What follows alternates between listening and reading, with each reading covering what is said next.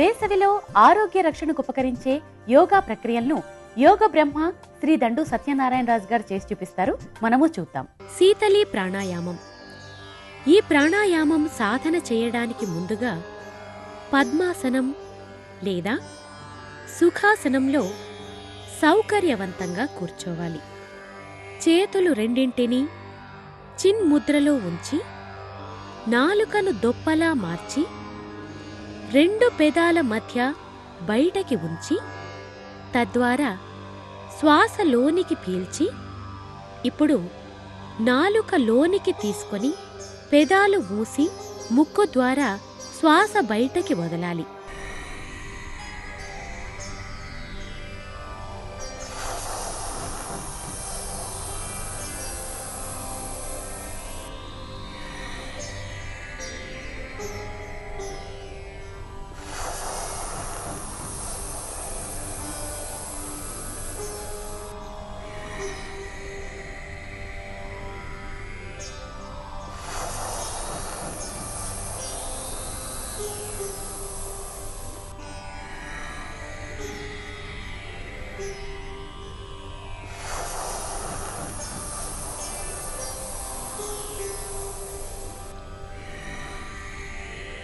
ఇలా ఈ ప్రక్రియ రోజు 5 నుండి 10 నిమిషాల పాటు సాధన చేయవచ్చు.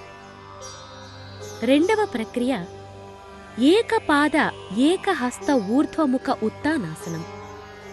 ఈ ఆసనం సాధన చేయడానికి ముందుగా చేతులు రెండింటినీ ముందుకు చాచి బోర్లా పడుకోవాలి. ఇప్పుడు ఎడమ చేతిని కుడి కాలును కొద్దిగా పైకెత్తి ఉంచాలి.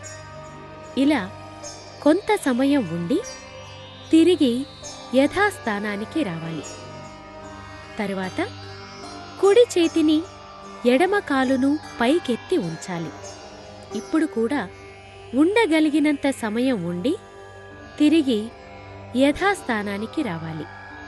ఇప్పుడు రెండు చేతులు రెండు కాళ్లను పైకి ఎత్తి ఉంచాలి. ఇలా కొంత సమయం ఉండి తిరిగి యథాస్థానానికి రావాలి.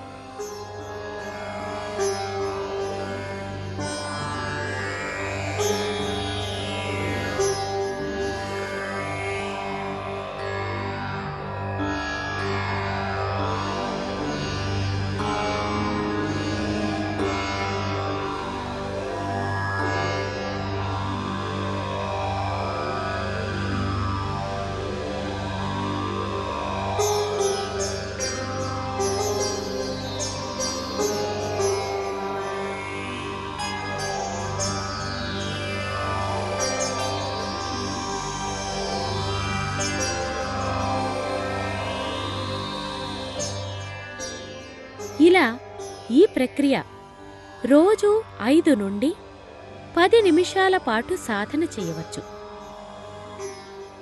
మూడవ ప్రక్రియ ద్విపాద విస్తృత సర్వాంగాసనం.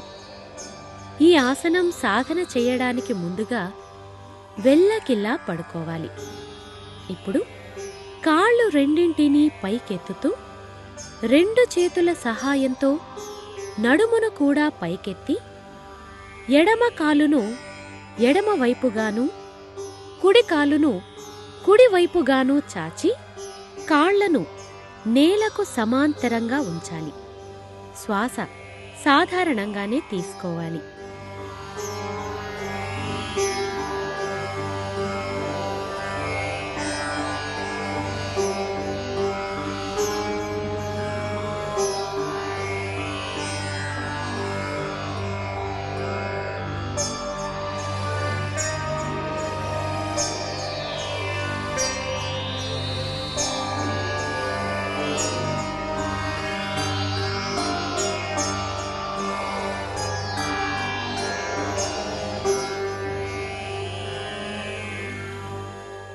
ఇలా ఈ భంగిమలో ఉండగలిగినంత సమయం ఉండి తిరిగి యథాస్థానానికి రావాలి.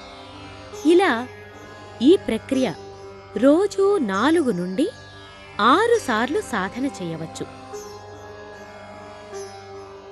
ఈ విధంగా శీతలి ప్రాణాయామం ఏకపాద ఏకహస్త ఊర్ధ్వముఖ ఉత్తానాసనం, ద్విపాద విస్తృత సర్వాంగాసనం సాధన చేయటం ద్వారా శరీరం చల్లబడి వాతపిత్త శ్లేష్మ ప్రకృతులు సమతుల్యమై శరీరం వేసవి బారి నుండి రక్షించబడుతుంది. ఈ ప్రక్రియల తర్వాత ధ్యానం చేసి అమృత తుల్యాసనం వేయటం ద్వారా శరీరంలోని అన్ని అవయవాలకు విశ్రాంతి దొరుకుతుంది.